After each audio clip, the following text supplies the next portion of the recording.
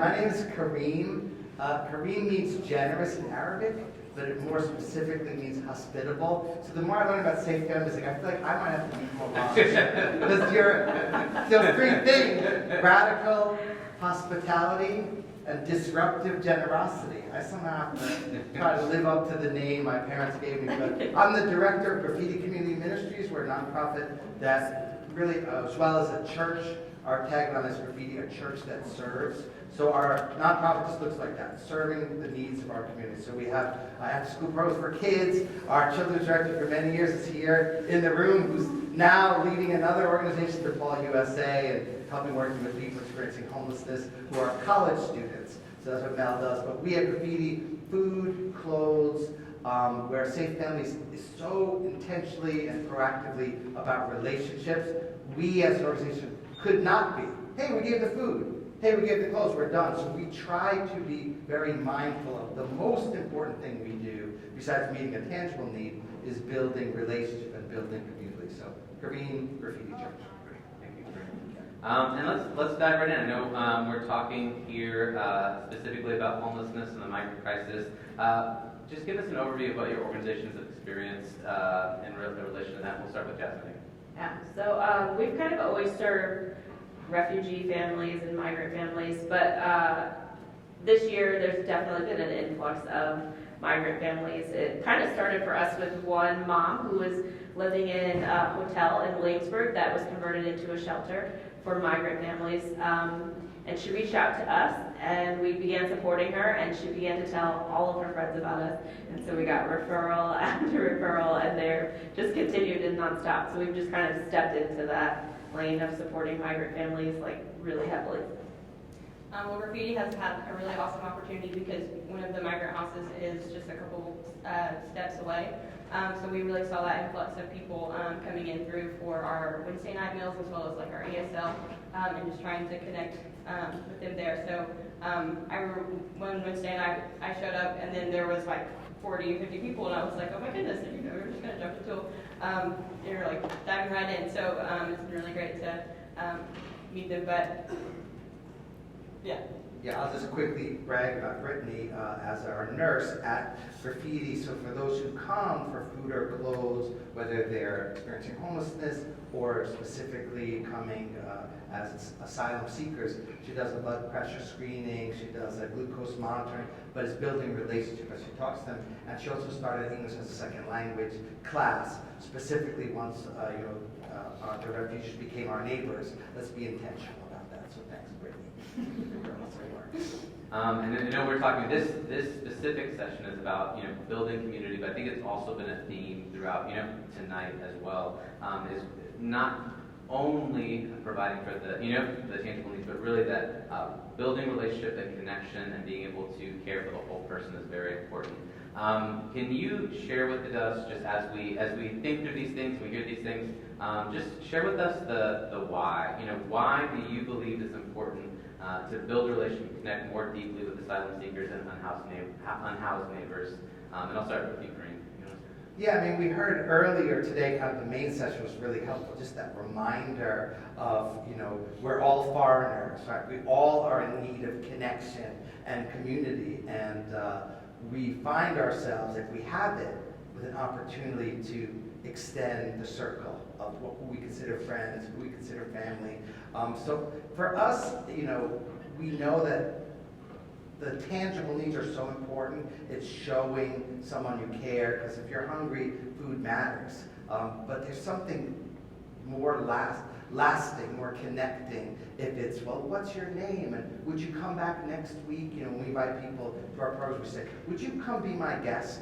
We have a meal on Wednesday. I would love to sit with you. So for us, it's that, I'd say more important, but the reality is we want to meet needs, but in that relational part, the why is because I guess we believe our faith is about relationship with God, and the practice of our faith is about relationship with one another. So it's the top priority, I think. At Safe Families, relationships is what we do. We've always been about creating relationships for families who are socially isolated, partnering them with a volunteer who is committed to connecting with them. And kind of when we explain this being like our whole focus, people are sometimes like, you just give people friends? And we're like, yes, because we know that's very important. It's a major protective factor, and it's the biggest support that we can give somebody that's struggling. It's just somebody that's committed to being there for them.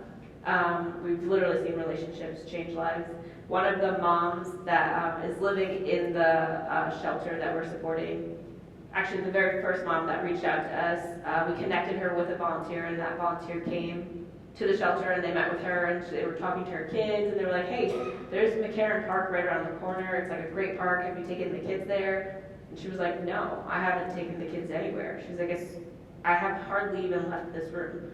We've been terrified since we've gotten here, and we just stayed where we are. And so the volunteer got to step in and take her to the park, show her where her kids were going to go to school in the fall, and the subway, and using a MetroCard, and she got to do simple things that were life-changing for this mom, and it was started with a relationship. So we never underestimate the power of relationships. That relationships really can change lives.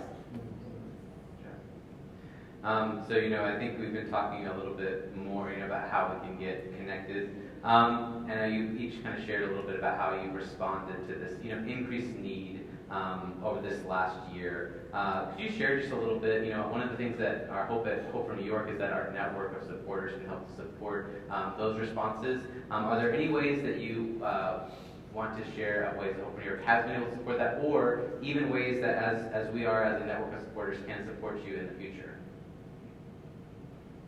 Sure, I can start. You can support us by volunteering with us. Especially if you speak Spanish. There's a huge need for Spanish-speaking volunteers, but also just any volunteers. If you would like to partner with a family, if you'd like to support a child, if you're a man and you would like to partner with a father who's a single father, if you'd like to mentor a child, whatever it is, we're just always in need of volunteers who can partner with us. Yeah, I think it's a great way to see the extent of God's kingdom, just to be right down there with them and just kind of helping them through this process. And so I think just kind of really figuring out where you could invest and just showing up for like what you already have in your heart and just being there with those communities. And it's just a really great way to give back. I'm going to quote Jasmine. You can support us by volunteering with us, period. And I will say, today's Thursday, yesterday we had our meal. Again, there's a building right next door, 5 buildings down, where asylum seekers were living there, about 300 at one time. Now it's like a ticketing center where they get processed and they go other places. But we had a really full house in the basement, we had one Hope for New York volunteer. Now, Hope for New York provides the food for our Wednesday night meal, and they provide the volunteers. And lots of Wednesdays, we have more than one.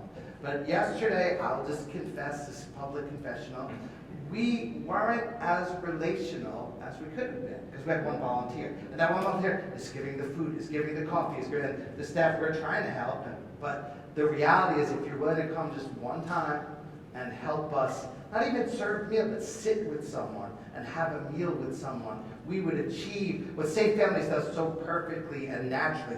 We build relationships. Graffiti is saying, well, let's do the food thing and let's try to do a relationship with it. But without the volunteers there, it just looks like coffee service in a way. You know what I mean? We've never been a soup kitchen because they don't want people kind of waiting on a line and sitting by themselves. So we're going to serve you with dignity, bring you food, bring you coffee. But the ultimate goal is let's sit with you. I always heard this, let's have a meal with you. So I think if you want to support us, volunteer with us. TM, That's, I'm giving you the quote. Jasmine, you got the quote. That's the right thing to say. And it doesn't have to be us. There might be an affiliate closer to you, or maybe the local shelter where migrants are staying, or people experience one. But find a place that you can do one time and get to know one person's name. Absolutely. I think that's great. So I think volunteering with you to support you is fantastic. And I know for some people in the room, they say, yes, I can show up, and it's naturally easy for me to talk to people, make connections. I'm just a relational person. But for a lot of people, it may be hard, or they may not know where to start.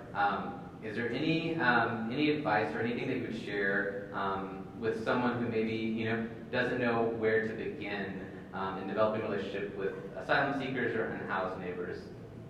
And you start Kareem. I'll just quickly just echo what Josiah said earlier. It's like a smile, nonverbal communication, even if you don't speak the same language. Putting some, new socks in your backpack on your commute. He called it, what do they call it? Heads up commuting. Like wherever you're going, have some granola bars in the back, and maybe you don't want to start a conversation, maybe you don't have time, but just, hi there, God bless you, My name's Kareem, what's your name? They may not respond, but when someone looks at you with like, as opposed to like, like nonverbal kindness goes a long way, yeah. Yeah. Oh, it's okay. I can go. I kind of at my work at Elmhurst as well as at Graffiti, there's both the migrant crisis is both in these places. And one thing that has really stood out to me, is God's love has no language barrier. So when you're with these people, when I'm with a kid, checking him out and all that stuff on the crib, we're laughing, he doesn't have to speak English to know that we're laughing at the same thing, or that he's being cute, he laughs, and I think that really helped me kind of move forward at Graffiti as well, because these people aren't looking for someone. All day long they're trying to find people who are going to meet their needs, their housing needs, their political needs, I don't know, but they want a relationship. I think everyone said up here, and they just want someone who's going to show up for them and just be there for them and be a friend, because it's like the first day of school, but at a school that's incredibly huge. They don't know the language, they don't know where anything is, so they're just looking for someone to be their walking buddy. Good. Yeah, I think a lot of times we create barriers that other people don't necessarily have. And so even what we've seen is some of our volunteers are effective just using Google Translate, just trying to learn a few words, trying to speak the language, just trying to show up and just be there, helps to just meet people where they're at. And also at Safe Families, when we do training for volunteers, we recognize that building relationship is difficult. It's going to be awkward a little bit at the beginning. We acknowledge that, and we kind of try and train you and help you navigate some of that by having a staff member supervise the relationship and step in if we need to, so that you don't feel like you're alone, and we can help you navigate some difficult conversations that might arise or some challenges, because we hope that these are natural friendships that we're building, that at the end you still want to be friends with this family and you're still connected to them. And so we know that even if it is a little awkward in the beginning, even if it is weird sharing your life and being vulnerable with somebody you don't know, it's worth it. It's worth it to push through, because relationships are important and they matter. Thank you, Jasmine. Well, we have a little bit of buffer time because we don't have to go anywhere for the last session. So I'll just ask just last question as we begin to close our time. Just as you've shared all everything about how people can volunteer and get connected, and we have a group here of people who are obviously very interested and engaged in how they can how they respond to this what's happening. Any kind of final words or thoughts that you want to share with this group as we close? And I'll start with Jasmine. For us, I think it's just using what you have, using the skills and resources that you have to get connected with an organization that you can serve well in. Maybe you don't speak Spanish, but you're friends with somebody who does, and they are really passionate about kids. Well, recommend Safe Families. Or maybe you're really excited about meeting with people to sit down and have a meal. You could eat. Well, then go to Graffiti. Whatever it is, just use whatever skills and resources you have, or whatever you're passionate about, and just get behind that. Do that. I think a big thing for me is consistency. Once you kind of figured out where you want to go, I think I would stay true to that volunteer space, and make your presence known, because these people see different faces all day long, and all they want to do is see someone that's familiar. And so I think just continuing to show up and continuing to be in their space, and to make yourself a part of their lives. So in the front row we have Laura. Laura Galt is actually the executive director of Safe Families for Children. And we were in a meeting recently, and she was talking about, there are so many services that need to be available for people experiencing homelessness and the new migrants. And there's a reality that her experience, and it's been our experience too, that what people really want is relationship. It's maybe not another form or another, well, try this. It's kind of like someone who, we use this phrase a lot, you guys really practice it, who will walk alongside them, really be in that kind of space. And you also talk about using Google Translate. And that's your point about use what you have. You might say, well, I'm not a social worker, or I'm not a psychiatrist, or I'm not a politician. but you are a human being who connect with another human being and say, maybe I can only walk this first mile with you, but I can walk alongside you with some kindness and compassion. We had, and I think relationship will fuel everything else. So we had somebody who came, a new migrant from Venezuela, and the story's unbelievable about just surviving the travel to get here. And his name was Jose, he's got kids, and my wife tells me, Jose needs a bicycle. If he gets a bicycle, then he could work. And I said, babe, that's my bicycle. I like riding my bicycle. She said, Jose needs your bicycle. Some of you know if you're married, when your spouse says something, it's kind of like a word from the Lord. And I'm like, but he's going to need a good lock. And I have this good lock. I was like, give him the lock too.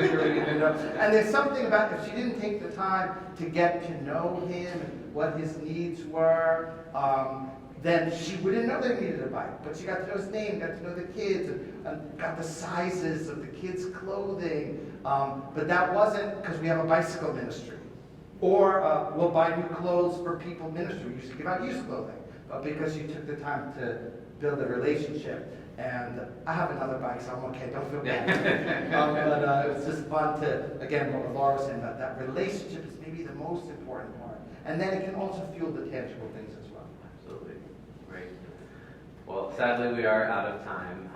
But I do just want to thank each one of you for being here and the work that you guys do day in and day out. So we just thank these guys.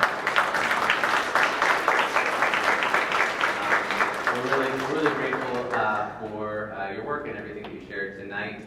As was shared earlier, everyone will be coming up soon from all the other breakout sessions. We're going to have a closing session here in a few minutes. And then after that closing session, affiliates will be here in the back, including these three. If you have any questions or anything that you want to talk further with, or there's also opportunities, we'll share it in the final session for the QR code to be able to actually scan it and find ways to volunteer, which that's the big action step is to volunteer. That you'll find ways to be able to do that with Safe Families, with Graffiti, or any of our other almost 60 affiliates. So with that, I think we'll close and we'll prepare for our closing session. So thank you all for being here. And stay seated, being signaled to stay seated as people come up, and then we'll have our closing session. Thank you all, and thank you for sharing your time with us today. Thank you.